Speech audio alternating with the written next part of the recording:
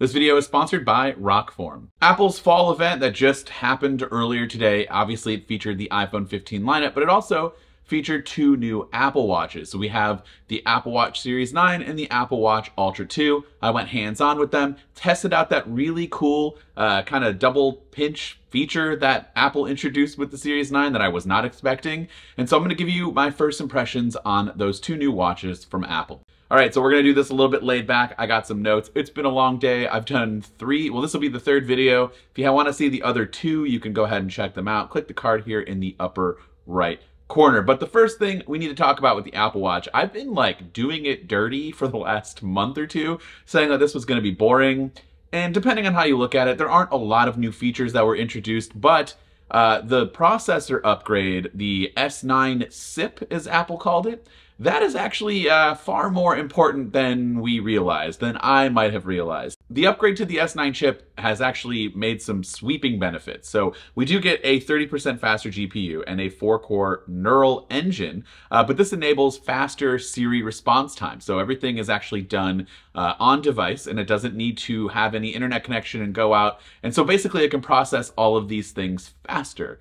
So if you tell it to like start a workout, it doesn't need to communicate with internet or have like connectivity in order to do this. It all processes on the Apple Watch itself, and then it's able to make those commands happen a lot faster. And also you can now ask health questions like, what's my blood oxygen, or how well did I sleep? And again, all of these dictations and things happen 25% faster thanks to this S9 chip. And then there's that new double tap gesture feature, which I actually did get to test out.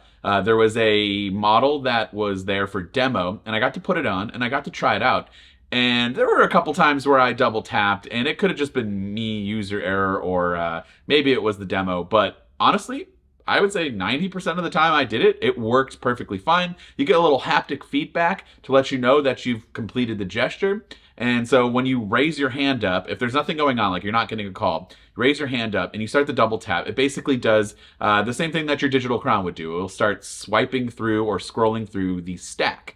And you can see all of those widgets and you can get to the bottom. And when you get to the bottom, you double tap, it brings you back up to the top. And then it's useful for things like when you do get a phone call, or like if a timer goes off, I believe, you could just double tap to stop that, answer the call, double tap to end the call. I really like this. I cannot wait to see where this goes even further. Hopefully developers can maybe introduce this in some way, shape, or form, get their hands on it and be able to add their own take to the double tap feature. Now, both of the new Apple Watches, the Apple Watch Series 9 and the Apple Watch Ultra, got an improvement in display quality, but more importantly, the display now is so much more brighter than it was before. We can go up to 2000 nits on the S9, the Series 9, and up to 3000 nits on the Apple Watch Ultra. And it's also able to go down to as little as 1 nit, so when you're in a darker room, maybe you're laying in your bed, you're not burning your eyeballs. I think this is going to be just like with the iPhone 14 Pro and Pro Max, where that had the peak brightness bump where you can just get up to, I don't even remember the number, but it's insane for the phone when you're outside. And so, yeah, that really helps on the phone. I think it's going to be the same for the watch. The Series 9 also has the U1 chip, and so you can use it to actually track other devices. So if you want to find your phone, you get precision tracking, like finding your other phone or your AirTags. You can locate it on your watch, which is super helpful. So you no longer have to rely on just the sound coming from your iPhone when you hit that button on your Apple Watch. Now you can basically use precision tracking like you would with your phone to find your AirTags.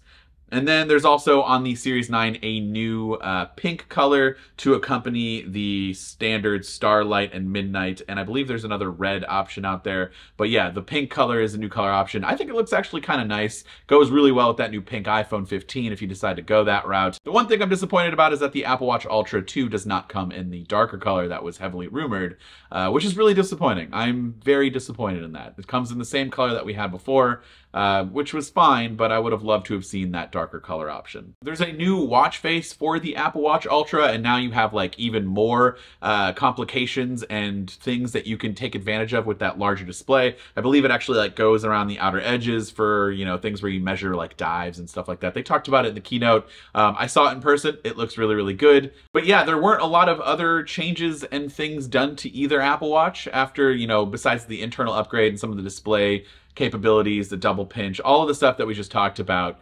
And I can tell you how it fits and feels because nothing has changed there, so you don't need to worry about that.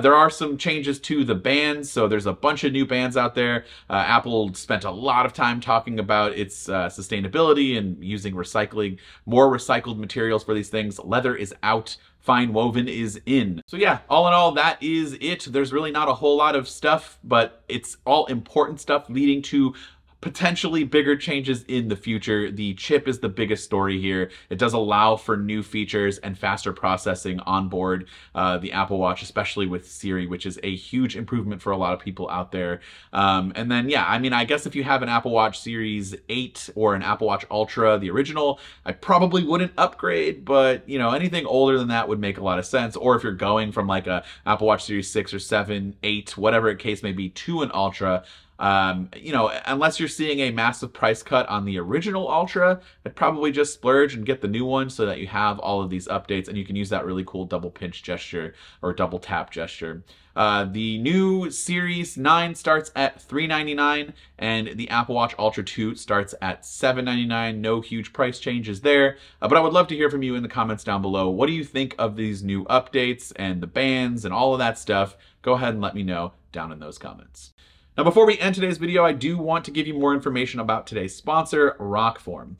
Rockform just launched a few new cases for the brand new iPhone 15 lineup that are designed for those who take action seriously and need that extra bit of rugged protection.